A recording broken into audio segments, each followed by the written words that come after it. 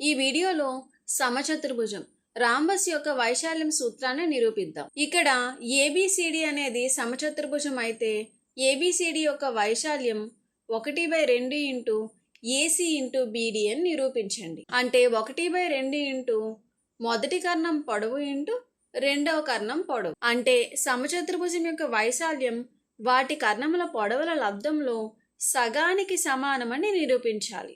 గమనించినట్లయితే సమచతుర్భుజం ఒక సమాంతర చతుర్భుజం కూడా. అందువల్ల సమాంతర చతుర్భుజం యొక్క అన్ని లక్షణాలు దీనికి కూడా వర్తిస్తాయి. సాధన చూద్దాం. మొదటగా చూస్తే సమచతుర్భుజంలో అన్ని భుజాలు కూడా సమానంగా ఉంటాయి. అంటే ఏమవుతుంది మనకి? AB is equals to BC is equals to CD is equals to DA. అలాగే సమాంతర చతుర్భుజంలో కర్ణాలు పరస్పరం సమద్విఖండన చేసుకుంటాయి.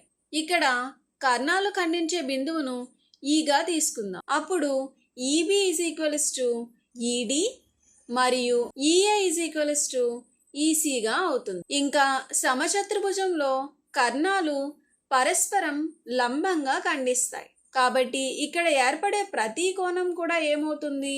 లంబ కోణమే అవుతుంది. కాబట్టి కోణం ఏఈబి ఈజ్ ఈక్వల్స్ టు కోణం బిఈసి ఈజ్ ఈక్వల్స్ టు కోణం సిఈడి ఈజ్ ఈక్వల్స్ టు కోణం డిఈఏ ఈజ్ ఈక్వల్స్ టు 90 డిగ్రీలు. ఇప్పుడు త్రిభుజం ఏడిసి మరియు త్రిభుజం ఏబిసిలను ఒకసారి పరిశీలిద్దాం.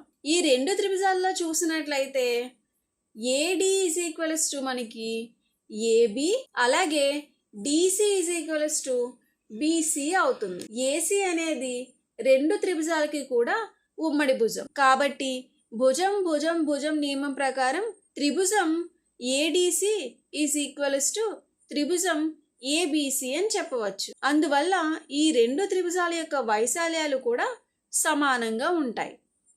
ఇప్పుడు సమచతుర్భుజం ఏబిసిడి యొక్క వైశాల్యం ఈజ్ ఈక్వల్స్ టు త్రిభుజం ఏడిసి యొక్క వైశాల్యం ప్లస్ త్రిభుజం ఏబిసి యొక్క వైశాల్యం అవుతుంది. ఇక్కడ రెండు వైశాల్యాలు సమానమే కాబట్టి మనం దీన్ని ఎలా రాసుకోవచ్చు? త్రిభుజం ఏబిసి యొక్క వైశాల్యం ప్లస్ మరలా త్రిభుజం ఏబిసి యొక్క వైశాల్యంగా రాసుకోవచ్చు. ఈజ్ ఈక్వల్స్ టు ఏమవుతుంది?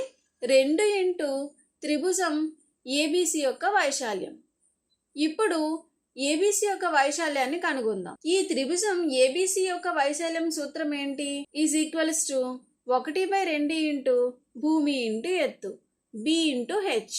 ఈ ఏబిసి త్రిభుజంకి భూమి ఏముంది? ఏసీ మరియు ఎత్తు ఎంత అవుతుంది? BE is equals to 1/2 into AC into BE is equals to బీడీలో సగం ఉంటుంది. ఎందుకంటే కర్ణాలు ఒకదానినొకటి సమద్విఖండనం చేసుకుంటున్నాయి. కాబట్టి బిఈ ఈజ్ ఈక్వల్స్ టు ఎంత అవుతుంది?